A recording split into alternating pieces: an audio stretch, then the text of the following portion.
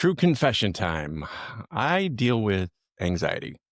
I know. You're thinking, wait a minute, Chuck. You're calm. You're steady. You're grounded. You're the one who looks like you've got it all handled. I know, right? But the truth is, anxiety and I are pretty familiar with each other. And to be honest, the last few weeks, it's been louder than usual. Part of that is I'm in a season of transition. And the other part is it's seasonal. This is the time of year when the light starts to shift and the weather gets gray and something in my body just goes on high alert. And every time this year, right about now, I feel this sort of tightening in my chest and the familiar hum of worry just beneath the surface. Maybe it's just a lead up to the holidays. Maybe it's old emotional memories. Maybe it's just the way that my nervous system responds to change, but it's real. And I want to say it out loud because I know I'm not the only one, because anxiety is often a hidden engine behind the nice guy syndrome. And the thing that's pushing us to manage it is control, to fix, to please, to hold it all together. So I want to talk about that today. Welcome to the Nice Guy Show. I'm your host, Chuck Chapman. I'm joined by my co-host, Faisal and Art Graff. And today I want to talk about coping with anxiety, what it is, why we have it, and as recovering nice guys, what we can do about it. So for me, anxiety can feel paralyzing, and it almost always begins like in my imagination, the theater of my mind. I start spinning out of control, ruminating, imagining worst case scenarios. And it usually shows up around things like money stress, relationship stress, or when something in my body feels off. And I hate it. I literally hate it. I do. And my mind turns into this sort of blender that just won't turn off. There's this constant swirling of what if I fail? What if I disappoint people? What if I never become what I'm supposed to be? And here's the part that I don't love admitting, but when I'm anxious, I can get really needy and I start looking for reassurance and validation. And some signs of that, and some of that's okay. But once I start being needy and then I start feeling shame around being needy and why can't I just handle this and why am I like this? And then it becomes this sort of feedback loop. And physically, I feel it too. Sometimes it feels tightening in my chest, my shoulders, kind of like clench up. My stomach gets in knots. And my go-to coping strategies are to go numb out. Food, scrolling. But lately, I've been trying to, instead of escape it, I've been trying to stay with it, not to fix it or solve it, but just to listen to it. And it's been telling me I should talk about it. So here I am talking about it, naming it, saying out loud. And my question to you guys is, can you relate? I see a lot of heads bobbling there, but Can you do a podcast with just heads nodding? yeah. Yes, I'm anxious too. Yeah. Well, what's it like for you guys and how do you cope with it? And what makes you anxious? Don't you feel like, I'm 48, which means I'm the youngest one here, but like, shouldn't I be over this anxiety thing by now? Shouldn't I Right. have figured Figured this it out? Yeah. You mean you're too young to suffer from anxiety? Is that what you're trying to tell us? It's too old to suffer from anxiety. Yeah, but yeah. Yeah, I mean, I've been, I don't know, struggling with anxiety since I was a kid. I have had panic attacks before. Not it's not a recurring thing as an adult, but yeah, it is something that I live with, even though I've got much better tools now. Yeah. And now I'm seeing it with my son. It's like in the past few months, he's just decided I'm an anxious person. I just I worry about a lot of things. So he's almost decided to make this his identity, which seems strange. It seems strange often when you see it in another person. You see their anxiety. You could see the quote unquote irrationality of it. Yeah, it's much easier to be like, why are you anxious? Everything is good. You're a great guy. You're perfect. You have all this stuff going for you. It's easy to see that in somebody else. It's harder to see it in ourselves. Yeah. Yeah. So we just got our black belts this weekend. That was our Yeah, big win, and congratulations. he was been nervous about, am I gonna pass the 7-hour testing? Am I gonna pass this testing? Am I, he's been nervous about that for months and months. And now that he's passed it, oh, I'm nervous about being a black belt and the higher standards. And it's like, just Always couldn't you something. just enjoy this for a day? And then, I'm nervous about it too. I'm nervous. Like, what does that mean to, now you're supposed to be like an authority or Mhm. something now that you're a black belt. So there's always something to worry about, something to get anxious about. That's something I've discovered over time.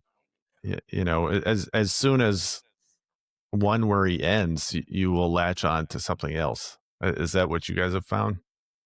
Yeah. Like, would you ever say, Ari, I know you mentioned that you realized that, you were anxious when you were earlier on in your younger age. What about you, Chuck? Did you identify as you were, or you realized you had anxiety? Yeah, I didn't really have a label for it to call it anxiety. But my mom is a classic worrier, worst case scenario kind of thing, and I think I picked up a lot of that from her. Um, but yeah, a lot of like my mom would often say that I remember as a kid that I was what's the word when something you feel like you're something's wrong or you're sick or something like that. Hypochondriac. Hypochondriac? Yeah, yeah, yeah. So she would often say I was a hypochondriac because it'd be like, oh, my neck hurts. I don't know what it is. I need to go to the doctor. So it kind of showed up, I think, in my body oftentimes. I didn't know what it was. I just knew that there was this feeling inside of me that was off. And so I didn't really label it as anxiety. I think more or less I probably labeled it as worry because that was the language I think that my mom talked about was, that she worried a lot or she worried about things. So maybe part of it's genetic, maybe part of it's, learned from that. And, part of it's also natural. I mean, we're supposed to have some level of anxiety. I think it's just that when it becomes debilitating, um, that's the part that affects me most is that I can get almost in this state of frozen, I don't know, panic, but just like, I don't know what to do next. And in not knowing what to do next, it's like I just kind of feel like I get stuck. Um, so it shows up for me in a couple different ways. Generally, it's something happens, it's like, I don't know, a tax bill comes in and it's like, oh my gosh, I don't have the money to pay for this. Or, my wife's upset or there's a issue in my family, but there's generally an activating event, something that sort of sparks it, and then it becomes sort of this rumination. And what I've found, at least within myself, is there's this huge tie between the fear, the anxiety, and the shame that they kind of feed off of each other. I don't know if you guys have noticed that, but that sort of Yeah, secondary definitely. voice, That it's does. like, oh, you shouldn't be dealing with this. Why are you so weak? Why can't you just, you know, figure out what you need to do, that kind of thing. Right. And then you don't, the shame kind of prevents you from actually examining Hmm. your feelings. Yeah. Yeah. Yeah. And for a weird reason, it feels productive to be sitting in this sort of rumination. Like, oh, I'm actually doing something about this, but I'm not really doing it. But it feels like there's a sense of like, this is productive in a way, but it really isn't. I don't know if you guys have So you feel like found that too. you feel like you're just constantly rowing, and you feel like I'm going to be doing something with it, but actually I'm keeping busy. Um, but I'm not actually doing anything productive, but it feels productive, right? But Right. Right. the reason why I ask this question is, for me, I would have never ever said I'm an anxious guy. And also the reason why I asked this question as well, because a lot of the guys I work with, especially the high performers guys, and I would ask them, "Are you anxious?" And they'd be like, "Never. I'm not the kind of anxious guy." But they have all the telltale signs of anxiety, but they never actually see that in themselves, or they recognize it in themselves, and they never, like me, didn't connect to their own body and actually identify that this is anxiety, or I'm feeling restless, or I'm feeling edge, because I just labeled it as, "well, that's just the way I am."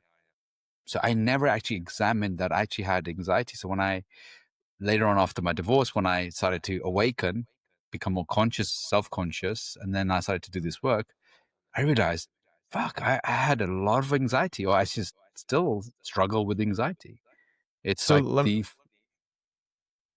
let, I'm just curious. So when you work with those high performing men, how is that anxiety manifesting in ways that they're not aware of? one of them is unable to rest, unable to sit still. They have to be constantly achieving, doing something. They have to be on the go all the time. And there's this unrelenting pressure of them, a pressure on themselves to be performing. They are unable to just to sit back, relax, and be with it. And so they have this coping mechanism. That's one of the coping mechanism for the anxious high performer guys is to, I need to perform more. I need to be more productive. I need to achieve more. I need to be doing something more. I just can't just sit down, relax, not fix anything, and just be, because I feel like that's a waste of time. So a lot of high performing guys, there has to be doing, doing, doing, doing. Yeah, they can't just enjoy that. And this is a good, actually, really good topic. I'm glad we're having this conversation because only just now, a couple of, actually, something happened last night as well. When you mentioned about control, the need for control, I need to get into control. And I think this was coming up. So my son, I like how we just talk about our kids all the time, right? But it's a good reference point. So, like last time, my son went to a birthday party, and he's 17, and I'm like, okay, he's getting pretty late. Is he really going to a birthday party, or is he going and seeing a girl? And I'm like, if you're seeing a girl, don't worry, I don't mind. So you know how kids, teenage, they fib a lot, right? So they can. So anyway, so he went, and I'm like, okay, just send me your location, do this, do that.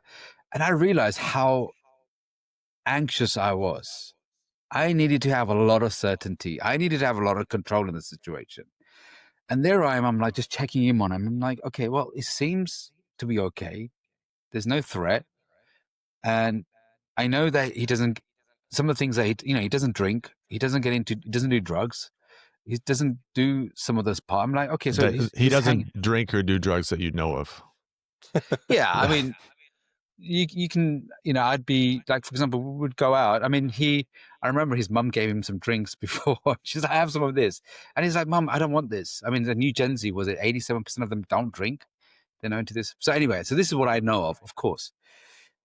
But what I realized was I was just becoming neurotic. I was becoming really anxious, and I was like, I need control here. I need certainty here. And then I said to myself, I'm like worrying about him, not going to sleep. It's disturbing me. And I'm like, okay, well, he can manage himself. What would it be like if I just let go of control right now?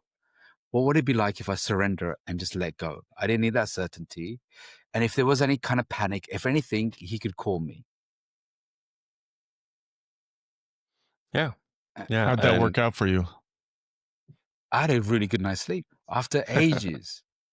It was because he works late as well. I know sometimes he comes back 1 or 2 o'clock, and I'm just sitting there, and I realized that it was my own neurosis rather than anything else. And I know his mum is the opposite. She's quite relaxed, and her parents are the same thing. It's like, when there is a fire, we'll deal with it. Otherwise, if there's no fire, just relax. And I noticed that guys who are on a spectrum seem to be really hyper vigilant. So guys who are on the, I was talking to an autistic coach the other day, a few days ago, and she said the guys who are on a spectrum, they need a lot of certainty, they need a lot of predictability, they need a lot of rules, they need a lot of systems in place. When they have those systems in place, then they finally relax. When they can't relax, when they do relax, they'll find something else that's out of, that they'll find something else that's not in order. Yeah, and I was like, "Oh shit, that's me. I can't enjoy the journey. I have to be constantly worrying about something." Yeah. Yeah, it's almost like my nervous system is habitual. Like, I've gotta find something to worry about. There must be something that I'm supposed to be ruminating about right now, and if I don't have anything to ruminate on, that causes me anxiety. Yeah, so, Well, you know. that's actually like a really important point is that we don't think about worry as an addiction, but Mm, it is a repetitive habit and it does get rewards. mhm. Yeah, So it's actually a helpful way to think about worry and rumination is that these are behaviors that we practice, and that they become really entrenched until we start practicing something else. yeah. Yeah, yeah. Yeah, but and I think the point is like, you can't enjoy life if you're constantly worried about things. You can't really like be in the moment or be present. I think it's the thing about worry or anxiety that also bothers me is like when I'm in it, I'm not actually present. I am up in my head. I'm in the ethereal. I'm thinking. I'm ruminating. I'm trying to solve some sort of problem. Um, and that oftentimes doesn't really need to be solved. It will resolve itself. Faisal, kind of like you were saying about with your son. It's like there's no problem here, and it's going to resolve itself. I mean, he'll be home or he won't be home, and chances are he's going to be home. So I'll just trust in that. Yeah. Um, Looking back at my history, I mean, what about you guys? I mean, if you look back at all the years, how much was a lot of that unnecessary worrying, unnecessary firefighting? oh You yeah, look back at it. Yeah, I mean, 99% of the things were I just over worried about things. I would try to control things, and um, and that was a realization I had. Especially, I know it says that autism, when you have autism, when you're on the spectrum, it says that you're higher likely to worry because you need a lot of control. Everything has to be. I mean, I was talking to clients today, and I said, "How It's much are not you?" unique to people on the autism spectrum. yeah. I don't think so either. Yeah, I mean, I think it's for Yeah, everybody. It's a very human thing. yeah, it is not. It's more of the guys that I work with because they have that spectrum quite clear. And I see the guys on that spectrum who are just um, needing a lot of boxes and logical stuff put it into place. But yeah, it's not just on that spectrum. I just didn't want to give guys something to worry about when like, oh, I have anxiety. I must be on the spectrum. I wonder if I'm on the spectrum. I need to go, and start obsessing about that. Yeah, yeah. It's just my own personal kind of experience from this as well. Yeah. So, but yeah. Yeah, we don't need anything more to worry about. We got plenty to worry about. So what if anxiety if worry is a habit, what are some of the rewards that people are actually getting from worrying? Even if these aren't great rewards, what is motivating them? Makes you proactive. You you So you are doing something about it. You're solving a problem or a solution. You're not just. I mean, I I think mean, one of the. that's an important point. Is there's an illusion of control there? Hmm. Right. Yeah, I mean, if you think about it, what does worry exist to things like? What's the evolutionary benefit of this? So what is the part of if I'm worrying about something, then I'm doing something about it. So something is being done. It doesn't always necessarily mean that it's done effectively. It doesn't mean that it's done like it needs to be done, but something like, for example, if I'm worrying about something, okay, the house is a mess or this needs to be done, there's something that I'm taking pro action. So I can see the evolution benefit of worry that I can prevent danger, I can prevent harm, I can prevent something that can cause problems, and then I also can fix things. I think where the problem happens is that when it goes out of temperance, it goes out of balance and it starts eating you up, constantly ruminating on that. Yeah, I like to think about worry and rumination as the illusion of problem solving. Right. they look a lot like problem solving, but it's usually just spinning and repetitive, and it's not actually leading to some kind of productive behavior. So, our brains as humans are designed to solve complex problems, and we're better at it than the other species. But this is really our problem solving system run amok. And um, we want to be able to. One of the things I'm hearing an echo, by the way. It's making me anxious. Hmm. Who's to blame for this? I don't know. Stop worrying about it. Let it go. Just let it go, Ari. It's distracting me. So one of the things that we want to do is tease out, okay, what's something I can problem solve, and what's something that it's important for me to let go of and accept. So this is one of the tools that I'm teaching clients is actually splitting things into buckets. And it's kind of like the serenity prayer. What can I problem solve, actually do something about, and then what can I accept and let go of? Which also gets to another important approach to anxiety and worry, which is mindfulness. Which is actually being non-judgmental about our experience.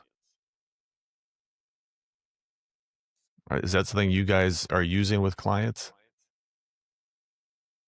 Yes. I think that's a really good place to start. And again, like tools. One of the things I've noticed about myself, and I was kind of noticing this over the last couple of weeks, is that I feel like when I'm anxious, my dopamine and serotonin levels are pretty low. Part of that, like is talking about, is the transition of the seasons, but also it's like I get habitually into seeking dopamine and serotonin through the scrolling, through the trying to get rewards through food and things like that. And I think for me, what was happening, or at least what I kind of felt like, was I really needed to do kind of a fast. My body was, basically taking up too much dopamine and not giving myself enough serotonin. So just doing a digital detox, getting rid of, I took the social media apps off of my phone, and I started, your phone, I think, is a big thing in terms of what causes anxiety, because you're constantly like checking in with it, so a couple of things I did, like I turned my phone off at night, which was kind of hard. It's like the first night it was like, if I'm going to turn my phone off, like, what if somebody needs something from me? I'm like, all right, how many times have I been called in the middle of the night because there's been some sort of urgent emergency? And if something That's why you happens, want I'll answering deal with your it. phone. Right. Yeah. I was like, I need to get hold of Chuck. Yeah, just detoxing from this constant distraction. There's four things that like eat up your dopamine really, really quickly. And it's social media scrolling, online shopping, porn, and the news. And so when you're feeding on those things continuously, maybe not all of them, but a few of them, those things are just like gobbling up your dopamine. And so when you don't have enough dopamine, then what happens is I think it's replaced with, the anxiety. And so doing a digital detox was really helpful. Also, like getting out of my head and into my body, kind of already what you were talking about, the mindfulness piece of it. It's like all of the anxiety is happening up here, and it feels like I'm this hamster wheel that I can't stop. And so getting out of that and getting into my body, doing exercises, those kind of things. Just even though right now it's like really gray out, yesterday I went outside and just spent like 5 minutes outside. And even though it was gray, like that sunlight that was coming through was helpful. And I think that's the thing too, in this seasonal time, for me, it's like, it's cold and it's rainy and it's wet. And the last thing I want to do is go outside. And I'm guilty as anything of like just hunkering down for the winter. And like, I can be like, I'll go days without going outside, just, Oh, just because that my, well, just because everything is right here. I got nothing, and it's cold and it's rainy and I've got no place to go or kind of thing to do. So staying inside, that's a big one that I have to like break out of that pattern and move myself and get outside and get moving and stuff like that. that's a So big yeah. one I see. That's a Mhm. I Here's a modern day problem is we're too inside the cave. Oh yeah. We're like, but I mean, statistic was something like our ancestors were outside like 70% of the time, and we're outside like 3% of the time. Wow, that's crazy. 3%. That sounds about right. 3%. Yeah. Yeah. Yeah, if you're a nice guy, probably 1%. Yeah. So this is I was listening to a psychologist, Dr. K. Is pretty cool on social media as well. And That's the one of the the things, gaming guy, the gaming yeah, psychiatrist. yeah, and I think it was him, and he was talking about the stress, and he says, when we experience anxiety, when we experience stress, he said, our ancestors, the hunters, they would be walking a lot. And he says that, if you had a really bad hunt or you got anxious about it, you got stressed about it, he says by the time you walk back, all that ruminating and everything like that, you've walked it off. So what's happening is now that, yeah, of course, we're on social media. There's a really interesting book called Hooked. And when I was working with investors on say their own mental health and their own well-being, they were telling me about a book called Hooked, and dating or apps, even like dating apps, they're all designed to Hmm. keep you hooked, to keep you in this constant cycle. That's how they design it. They call habit forming kind of loops to create. So social, if you want to be sick, just spend time on social media. But even, but I have to say, the one thing I have to say for guys is get the fuck out of the house. Like this morning, I was like, okay, I got, my brain is got too much going on. I'm anxious and my body needs healing. What's the best thing? I took a long walk along the river. Yeah. And my anxiety, so here was my anxiety, right? I'm going for a walk. My anxiety is going, okay, just make this walk quick. Make sure you're going to do things afterwards. I'm like, why is it just relax? Okay, because I always felt this, when you have a high anxiety, I feel like there's a constant need of urgency. Everything's in emergency mode. Everything has to be like, done, done, done. I have to be constantly doing. So I couldn't even just enjoy the walk. So I went, okay, now I'm going to go for a longer walk today. So I went for a good, over an hour walk just to get my day started. And this is something that guys are missing here. Totally. Well, and to kind of go back to what I was saying about the dopamine and things, like a statistic I heard, this kind of blew me away, was like it took our ancestors 4 hours of hunting to get the same level of dopamine release that we will get in 30 seconds of scrolling. So we are in a dopamine crisis, I think, and so when you don't have the dopamine, when you don't have the serotonin, and you don't have those levels, then what you have is the anxiety that comes next. And it's just like having a sugar crash. I mean, you think, I can feel this. Like if I spend time and, when I'm just scrolling, I start to feel like this kind of thing. But I keep doing it, and that, that's like me having no more resources inside of me to sort of keep me happy. And then and so then what happens is when I do get a ruminating thought, I don't actually have the neurochemistry to be able to pull myself out of it. So one of the things I've been doing over the last couple of weeks, like I said, is like, okay, doing a digital detox, being really mindful about where I'm putting my energy, making sure that I'm and things like food and sleep are really important. um and the more I do that, the more I'm able to I guess, have the resources to be able to problem solve and to be able to sort of calm myself down and be like, okay, I can deal with whatever this is. This is all going back to habits. This is all going back to habits. This is what I've been doing this for nearly over 7 years. My coaches said to me, he says, "Do you want to change your life? Change your habits." He says, "Nothing else is going to work because everything else is going to be like these highs and lows." But he says, "What are you doing every single day? What are you constantly doing?" I mean, I run this private squad group. So in my own coaching practice, I have a private squad group. So and in that one, since today's Monday, I've submitted my update. In that one, we submit habits, what we've done for the whole week, and then we submit like the challenges and the the wins that we have. And in that one, all we're doing is forming habits that I call it masculine grounding, that ground us.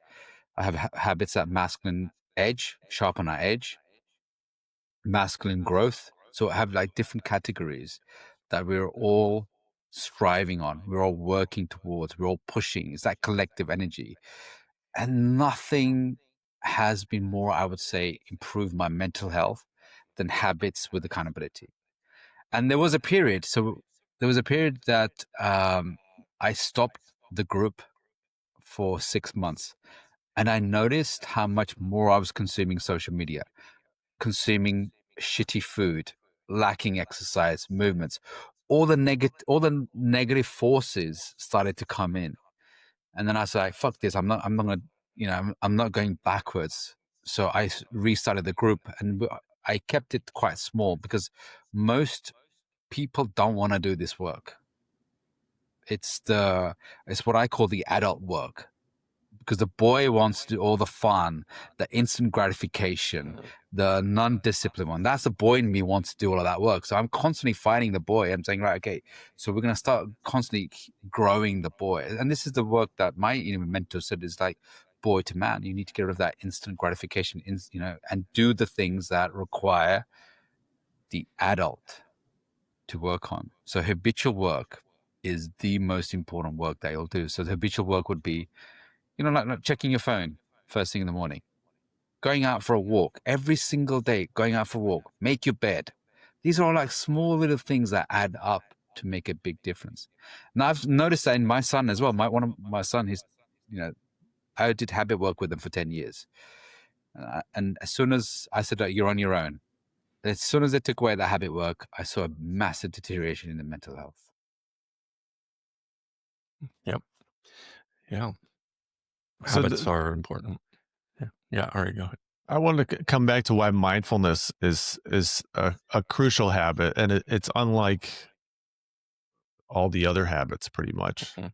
is that when we're talking about worry is this repetitive uh, kind of spinning in your head. It's that problem solving run amok. So how do you actually step out of that? And that's where mindfulness comes in, because you know problem solving is what we call, or what some people have called, doing mode. So Mhm. doing mode is problem solving, it's goal focused, it's making judgments, which we need to do most of the time. Mhm. But that can be turned on ourselves, and we can turn ourselves into a problem. And that's what nice guys often do. We turn ourselves into a problem. Like, if I could just be, um, if I could just be a better husband, Mhm. or better dad, if I wasn't such a fuck up, then I would be good. But what if we could step out of that problem solving mode into a mode where we didn't have to fix anything? Nice guys are chronic fixers. We're always trying to problem solve our emotions, other people's emotions. So with mindfulness, we're actually stepping into this being mode, which Mhm. is non-judgmental and it's non-goal focused. And there's so many therapeutic aspects of that. Like, what if we could actually let go of the goals Mhm. temporarily, even for just a minute or 30 seconds, Mhm. so that actually breaks you out of that anxiety loop. because you're not trying to solve anything. And a lot of people hear that and they think, well, why would I want to do anything non-goal focused? Mhm. I got all these goals. Um, that's precisely the point. Maybe you The need a goal is break to from have your no goals. goals.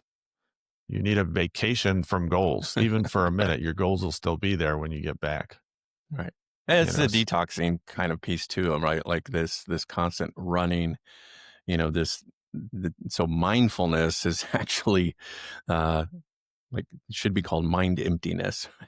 Like you're actually trying to empty the mind instead of fill it with more of the and essentially what you're doing in mindfulness is you're invoking the parasympathetic nervous system, which is going to give you the serotonin. It's going to give you um, you're going to release the serotonin into your system so that you can have more of a sense of calm. And the reality is when you have a sense of calm, you're actually better problem solver than you are when you're just ruminating about it and trying to fix it. How many times you probably had a problem, and then if you're able to step away from it, then all of a sudden, you're in the shower the next morning. It's like the solution comes to you. But we will sit here and ruminate trying to solve a problem, because I think it's one of the things our brain does. It's a problem solving machine, especially as guys. So we're trying to solve a problem. And sometimes just being able to tell ourselves, like stepping back out of the problem and being mindful is a solution that will oftentimes bring that. But by invoking the parasympathetic nervous system and creating more space for yourself, and that's like getting involved with the senses, the touch, the feel, like really getting out of your head and into your body, um, focusing on that. I've also been finding that like connecting with spirituality is something that helps me as well. I'm not necessarily talking about like God, but like kind of the things that are bigger than myself, the idea of embodying love and being a source of love, that generally helps me feel more calm.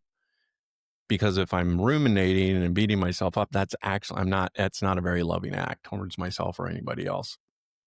So really connecting with the higher part of myself, which is I would call the spiritual, which is the part of me that animates me with love, and connecting with that. So yeah, I agree. Like mindfulness, and I think spirituality can be part of that mindfulness um, practice. Well, mindfulness, well, you access spirituality through that mindfulness, right? Because if you're constantly thinking in your Right. head, Yeah. you're not good. It reminded me of one of the exercises Dr. Glover gave me, and he's given this exercise. I love this one where he says, go for a walk, spend 20 minutes talking to God, and then 20 minutes you shut up and listen to God. So I took a walk. I was going through some challenging times, and I was like blabbering for 20 minutes, and then on the way back, I'm quiet, and I'm getting really annoyed. I'm spent 20 minutes talking to you. Talk back. Give me something, right? Something. Give me something. So, but I'm at the end of the walk. And I'm really frustrated. I'm like, this is pointless. This isn't. What is the point of doing this exercise? This is useless. I got nothing out of it. It felt unproductive. Anyway, so right at the last minute, this book came to my kind of like internal vision, and it was a book I've been meaning to get. So I was like, okay, cool. Probably that was a sign, but I still wasn't convinced. Anyway, I go back, I open up my Kindle, and as you open up your Kindle, you always get a book recommendation. And you wouldn't believe it, it was the same book Mhm. recommendation. it was Eat, I Pray, thought, Love. Wow. yeah. So- what book do you think it was, Chuck? Yeah. Yeah, it was probably 50 Shades of Grey, maybe. I don't know. Yeah. For Faisal, it was probably 50 Shades of Grey. Come on, is this the message I'm going to get from you? So the book, and it was the same book. I was like, wow, this is a sign. So I instantly bought it, and it was something that I really needed. And it was by Ryan Holiday, called Stillness is the Key. It was the whole Yeah. point of how successful people are constantly on the go, go, go. But if you look at really successful people, what they have in their life is they have a lot of stillness in their life. And it reminded me of that, I think it's Rockefeller who says, man who works all day doesn't have time to make money. So if you're constantly on the go, you're not going to be creative. You're not going to come up with new ideas and concepts. You're going to be looking at the problem, which is right in front of you, and not going to be able to take a step back and then look at it from another dimension. So that when that book recommendation came, the stillness is the key. I'm adding a lot more stillness into my life, adding a lot more meditation, a lot more nature, because then it helps me stop being on edge, hyper vigilant. Keep working on that, man. I'm working on it. All right, I need to go for a walk now. I'm wound up by this. Right. But yeah, it was such an amazing, simple solution. And here's the thing about nice guys, right? They're ruminating brain. They like complex solutions, thinking they're more effective and they will work.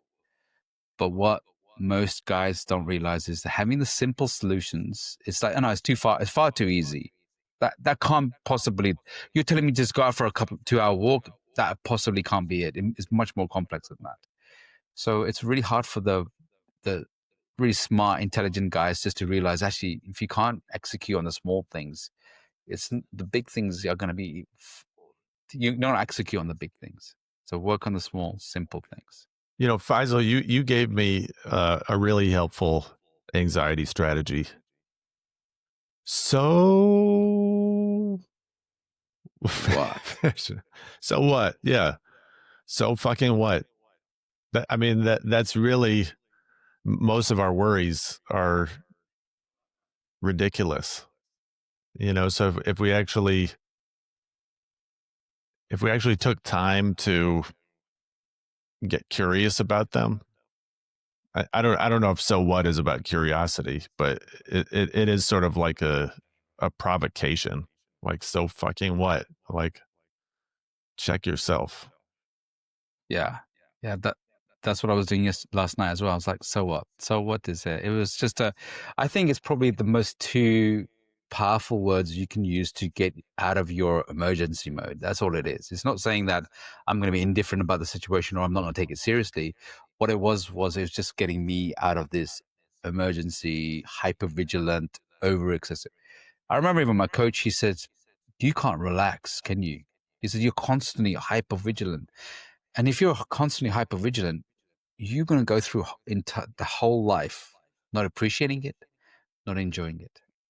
Mm-hmm. And I think that's such a sad way of you just going to be constantly mechanically existing rather than actually enjoying the flavor of life.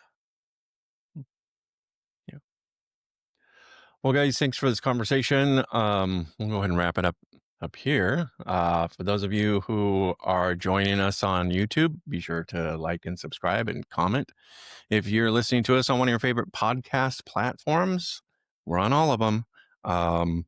Sure to subscribe to that too. And give us a rating there. Really helps the algorithm, helps other guys find the show. So, yeah. And if you like this show, check out podcast Too Bad to Stay, Too Good to Go. It's on our list of things there. You might have to scroll to find it, but it's a good one and help you figure out in your relationship if you should make a change or not.